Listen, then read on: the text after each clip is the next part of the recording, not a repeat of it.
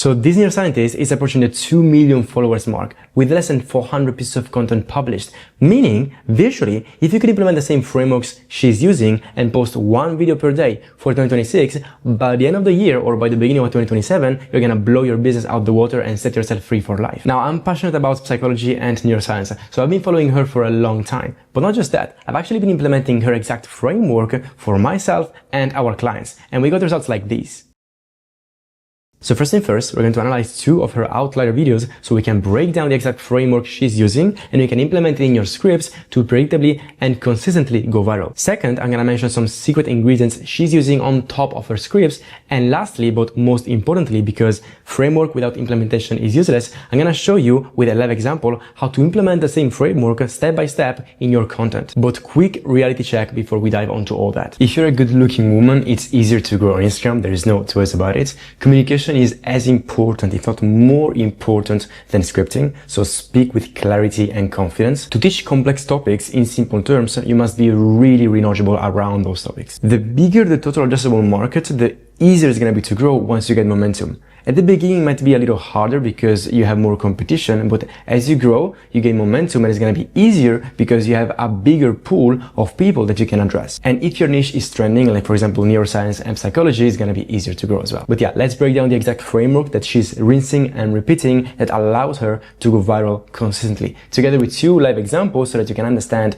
how she uses this framework. Let's get into it. And by the way, this is not going to be a superficial level analysis. So yeah, hook, body, and outro. No, this is going to be the most in-depth analysis they can ever do on a script, like almost word by word. Right, so the hook is divided in 2 parts. A curiosity line that she more often than not uses, and then a controversial truth or belief-breaking line. So the first section is a sentence, something like, something that most people don't realize, and then the rest of the hook. This is your reminder that, etc. I'm sorry to tell you this, but, etc. Science shows that, something. I don't know who needs to hear this, but, something. Did you know that? Something. So this essentially just primes the viewer for everything that's gonna come next, breaks the pattern and increases, yes, curiosity. The second section of the hook is a controversial truth or belief-breaking line. Here you wanna wake them up. You wanna shock them. You want to mention something extremely relatable that is tied to a desire or a pain point. The goal of the hook is not just to get their attention. This maybe worked in 2020, but in 2026, if you want retention through your videos and you want your videos to perform, you need to, yes, interrupt the scroll, but you also need to generate FOMO, some sort of fear, and build authority in the hook. And a little tip for you, keep the hook a bit vague. Mention the topic, mention the pain point or the desire, but keep it vague. Don't give the epiphany straight away. Delay the epiphany. As promised, 2 examples so that you can see the framework in action and better understand it. These are 2 outliers for Emily, so videos above 1 million views. The first one starts with, of course, a curiosity line. So, did you know that? And then continues with a controversial truth. Every time you talk bad about someone, your brain subconsciously adopts those bad traits as part of you too. So you can see how she's increasing the stakes, how she's generating a bit of FOMO. Like, you don't want to be the person talking bad about someone, right? This is relatable. You don't want to be the person talking bad about someone and then getting those things bad for herself or himself. And the second example starts with, science shows that, right? So she's building authority because she says, science shows. So immediately you want to listen to it because it's scientific. And then in this case, the controversial truth is lack of discipline makes you unattractive. See how she uses buzzwords. Discipline, unattractive. Nobody wants to be unattractive, and everybody has discipline at the top of their mind nowadays. Right. The second part that she often uses is a transition phase. So the structure is, and I will tell you the neuroscience behind why, right? So this increases curiosity further because now it's not just a hook, it's not just something controversial, but it's also neuroscience. And neuroscience, like I said at the beginning, it's a bit trending, it's a bit a buzzword again. And the goal here is to anticipate an epiphany moment, leverage the brain tendency to crave new information, right? Yeah, the curiosity. It's just the brain wanting to know more about something so that they can then tell that thing to somebody else and have a dopamine hit, right? When you learn, you get dopamine. And also when you teach someone new to somebody else, you get dopamine. So everything is always tied to dopamine. Curiosity gets people to watch because your brain subconsciously wants to learn more to get that dopamine. And that's the whole point of scripting, to be honest. You want to tease a payoff, an epiphany, and then give them that epiphany and give them that sense of completeness, that dopamine spike. And in both examples, the line is exactly the same. And I will tell you the neuroscience behind why.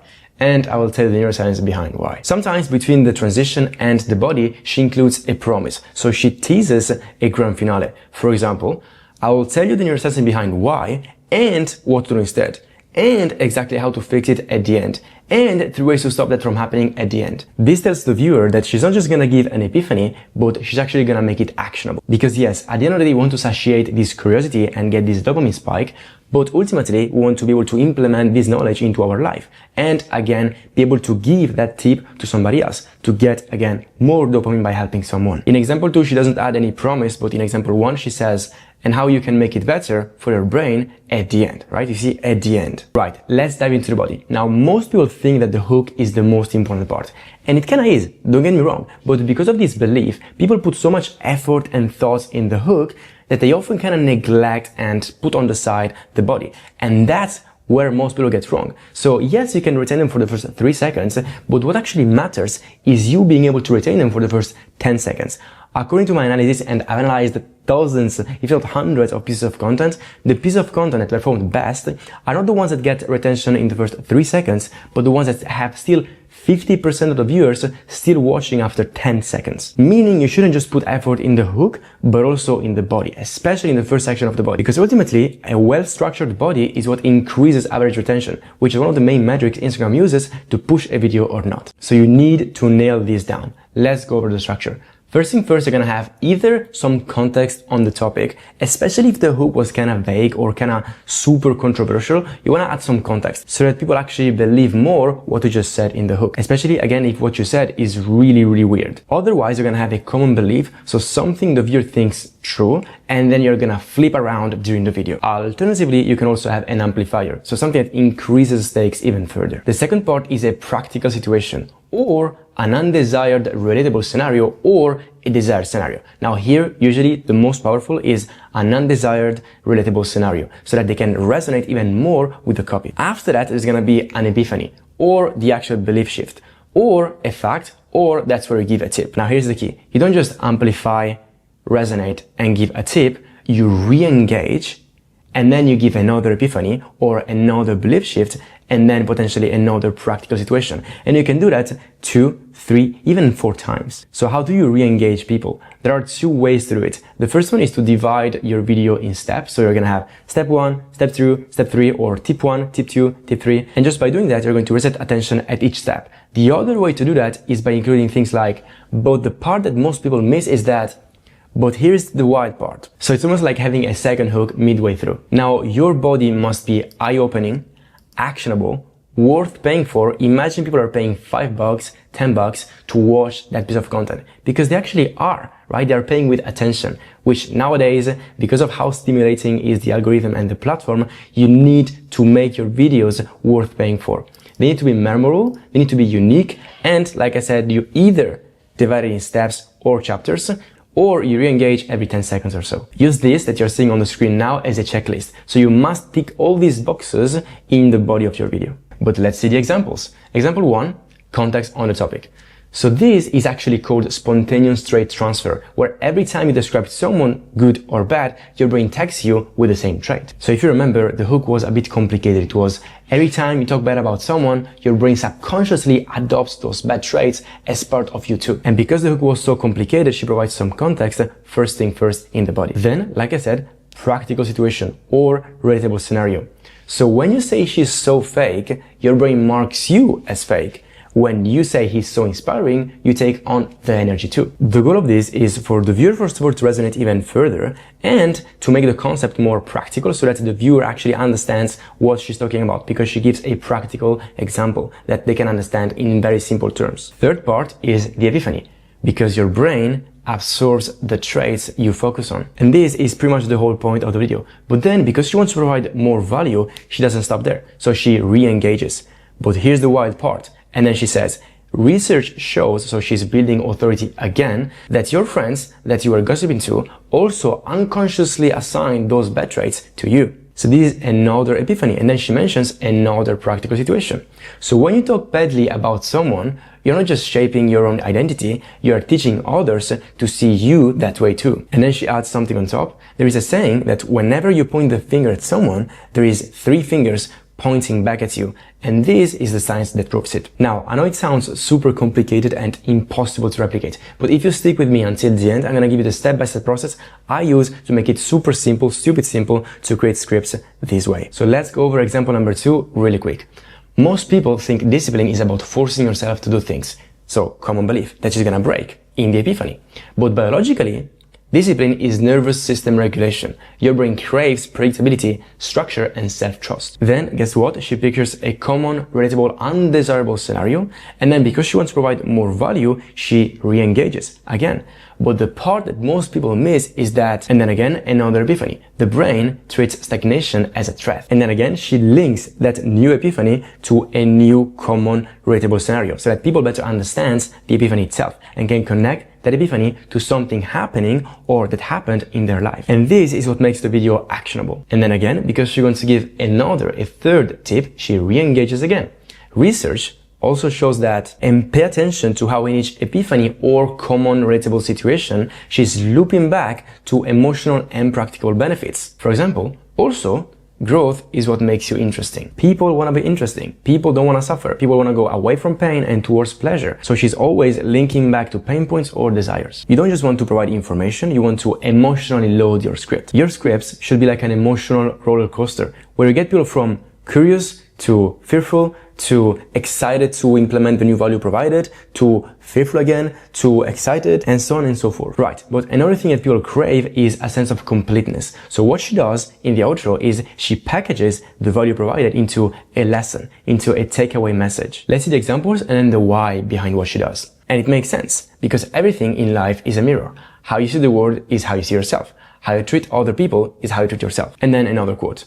Example number 2, discipline isn't control over your life. It's control over the one thing that you actually have control over, which is you. And if you can't be disciplined over yourself and your own mind, how do you expect to create the life you want? As you can see, there is a sense of progress. People feel like they've made progress. People feel like they've improved even though they actually haven't done anything. And they feel empowered by the new knowledge gathered. And because of this, they get a dopamine spike. They like the person more, so at least they check the profile and potentially they're gonna follow after consuming even more content. And then because the video is useful, they're probably gonna share it or save it, because again, they want the dopamine spike of sharing the same tip, the same knowledge with someone else. Sometimes, if the topic of the video is really controversial, you can low-key open a debate in the comments. And this is gonna increase engagements, which is another metric that Instagram uses to push your videos or not. And then she never does that. She never does call to actions. She's selling through funnels, right? So she just wants people to check her profile and see the link in the bio and potentially click and sign up for her webinar. But if you're using a different type of funnel, you might want to have call to actions at the end of videos. Now, I don't recommend you have call to actions every single time, otherwise you're just gonna look salesy. And then she's a neuroscientist, so she knows how the brain works, and she knows that subconsciously, if you tell people to do something, they're probably not gonna do it. So she just provides so much value, so much dopamine, and so much empowerment that people feel almost stupid not following her. That's her secret to get followers without asking for followers. Right, so this was the exact framework that she uses. Again, if it looks a bit complicated and impossible to implement, just stick with me and I'm gonna show you exactly how to do it in a second. But before that, I want to go over another couple of fundamental things that she does that are not necessarily included in the script. So first of all, she's fast-paced in her speech. She doesn't let you breathe. Then, as I mentioned, the value she provides is immediately actionable. Then she gives you this sense of progress. Then she clearly tracks outliers and double down on those angles and topics. You're gonna find patterns. If you really have a deep look at her profile, you're gonna see that she always talks about discipline, relationships, manifestation, and dopamine, because she found, according to her data, by looking at her data, that these videos are the ones that perform best. As mentioned at the beginning, yes, quality is important, probably as important as quantity, especially in 2026, but if you just post one video, you're not gonna get 1 million followers. So the thing is, you need to find a format, just like she did, that is replicable, that is easy to create, and interesting to you and to your audience. These are the 3 things you need to be consistent with content and grow over time. And then everything is intentional. She's holding her phone in her hands, not because she doesn't have a tripod, but because she wants to add subtle movement to help the viewer understand the topic and make the video more engaging. She uses hand gestures, and the video, because it's like a FaceTime video, feels more personal than just a talking head video, because automatically, if the camera is on a tripod, the video looks a bit more scripted. If you're holding your phone in selfie mode, it's gonna look a bit more personal, like a FaceTime call. In your videos, you wanna act as if you're giving advice to your best friend. And another thing is, make sure the epiphany doesn't come too soon. So first you hook them, then you amplify or make them resonate or increase the stakes or build authority, and then you reveal part of the epiphany, then you explain, and then re-engage, epiphany, explain, lesson. Right, so let's break down now a live example. This is a video that we created for one of our clients,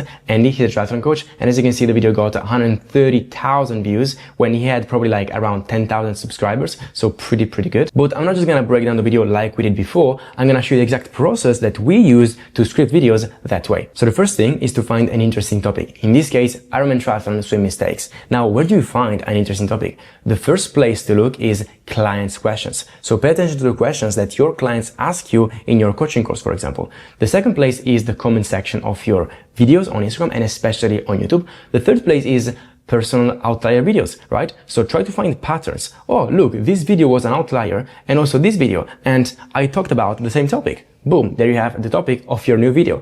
Don't be afraid to be repetitive because you're always trying to reach new audience. So even if you talk about the same topic over and over, just use different angles so you don't sound repetitive. And Emily does that all the time. She talks about dopamine, she talks about relationships over and over and over, just under different angles. Then after you do this thorough internal research, so clients, comments, and personal outliers, then you can look at competitors. So what are they doing? What angles are they using? What topics, in this case, we're looking for topics, are they using? And then sometimes you can leverage breaking news or hot or seasonal topics. Right. Once you have the topic in place, then you need to figure out a lesson that you want to teach or lessons that you want to teach. In our case, we want to show people how to warm up properly before the swim, how to behave in the first 200 meters of the triathlon swim, and then how to swim on a clean line, and then how to exit the water. Where do you find the lesson? Within your own unique knowledge or something you learn offline or something you learn from your own experience. Try not copy the same value that other people are providing. Provide your own unique value. You're never gonna stand out just by repeating what other people say. For example, I'm pretty sure that the value I provided in this video, you've never heard about it. Right. Next information you need to collect before you can script the video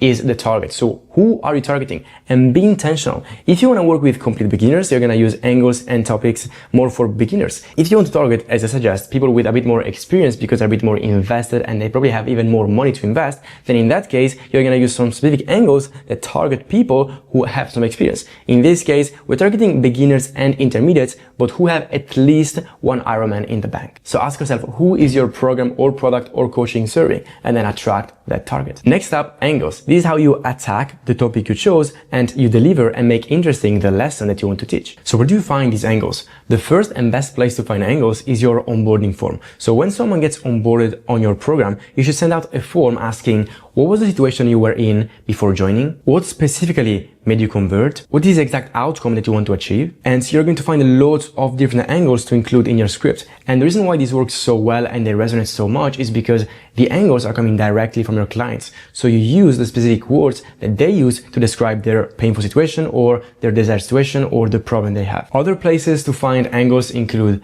client calls, sales calls, DM conversations, again, the comment section, your ICP document if you have one in place, and again, personal outlier videos and competitors outliers. So every now and again, every other week, you should do some internal and external research so that you can keep your library of angles and topics up to date. Right, the last thing you need before you can go ahead and create the script with the framework I explained earlier is authority. So who is the most credible person that your viewer, your target, wants to hear the information from, and then position yourself as that person. For example, what Emily does, as mentioned earlier, she uses science as authority building, and then she positions herself as an authority and she builds trust and credibility using her clarity and conviction. You don't know she's a neuroscientist, she almost never mentions it, but you trust her as a neuroscientist because of how she speaks. Right, now that you have this list of items, and the framework is going to be super easy to combine them together and create a script that actually works. And let's see how we did it in this case. So I have the hook, a controversial truth, a belief-breaking line, which is most Ironman swims are lost in the first 200 to 300 meters. This immediately increases curiosity and fear of missing out. And then we jump into the body, so we don't have any transition or promise. We jump straight into the body with an amplifier.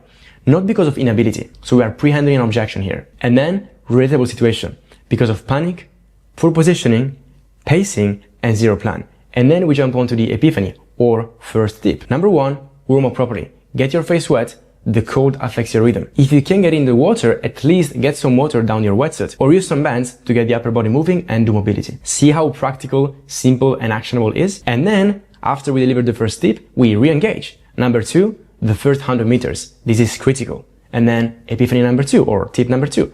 Big, deep exhale. Follow your pacing strategy. And then relatable situation that the viewer probably found themselves in. Don't start in front if you're not a super strong swimmer, or you will get swum over and trashed around. And then again, number 3, we reset the attention by saying number 3, and we provide the tip. Swim a clean line. And then again, relatable situation after the tip. Then just get mixed up and elbows in the face to stop your rhythm. And then one more time, re-engage. Tip number 4, and we give another last tip and another one last relatable situation. This framework, re-engage, epiphany, relatable scenario, makes the epiphany worth more because they can connect it to something happening in their life, and then by resetting attention, we just make sure that they grasp every single tip that we're providing. And then outro, in this case, yes, just like Emily does, we have a takeaway or a lesson to wrap everything up, and in this case, we also have a call to action. Your first Ironman swim doesn't have to be stressful. It just needs to be strategic. And then the call to action at the end depends on your goal and funnel. In our case, we wanted to get more inbound DMs because we weren't running any ad. So we said, if you have any questions, direct message me or comment below. I answer everyone. And we got lots of comments and lots of DMs. So lots of people to set and then convert on calls, and lots of people to engage with in the comments and potentially start a conversation with in the DMs. I hope this was valuable. If you use the step-by-step process mentioned at the end to implement Emily's framework, I am confident you're gonna make your videos perform better. But the script is only part of how your videos perform. As you probably realize yourself, the idea is one of the most important things together with the script. So you can watch this video next to understand how to do ideation properly and come up with crazy ideas so that when you do script your videos, you put your effort in the right place.